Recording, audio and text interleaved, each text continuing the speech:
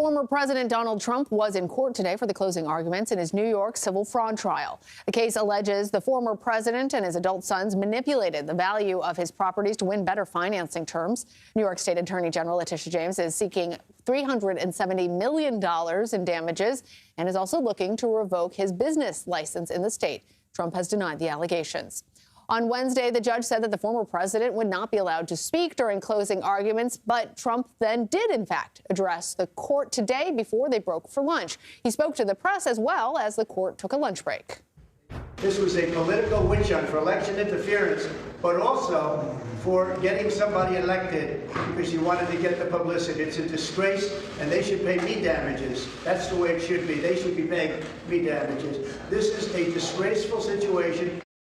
CBS News campaign reporter Katrina Kaufman joins us now from the courthouse. Katrina, so you told us you're there. You saw the president, in fact, speaking before the court after being told earlier that he wasn't going to be allowed to. What did he have to say?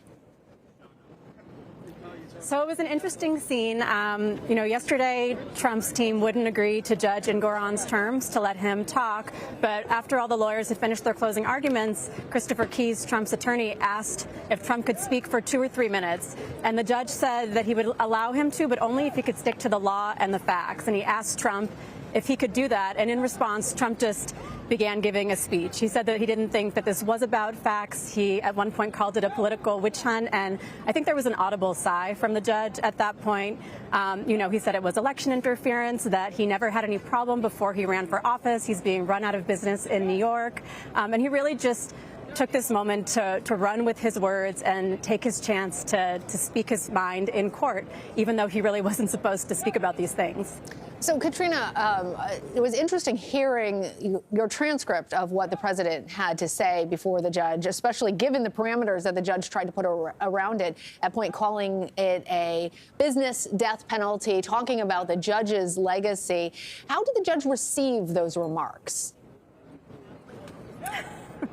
I mean, I feel like Judge Engoron always kind of receives these things with a little bit of comedy and a sigh. I'd say throughout the closing arguments, he just kind of looked on sort of expressionless. I think it's already been clear that he's not moved by a lot of these arguments. At the end of the testimony, Trump's team had tried to get a directed verdict, and Engoron denied it. I think it was about the 6th time he had done so. And he also just questioned the credibility of someone that Trump's team views as their star witness, this NYU professor, Eli Bartov. And also Christopher Keyes mentioned Bartov a number of times during his closing arguments today. And I was watching Trump, and each time Trump would sort of perk up because this guy just gave him the most compliments about his financial statements, their level of detail, how great they were. And Trump really views him as key to proving his case. But the judge does not seem convinced by this at all. And the judge actually made a point about how much this expert in finances was paid by the Trump team, right?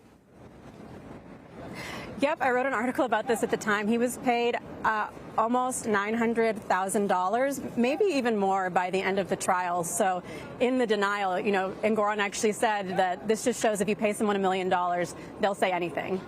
So it doesn't sound like these remarks, which were originally denied, but then proceeded anyway, necessarily helped him win over the judge who ultimately is going to make this decision. So what are the next steps in the hearing?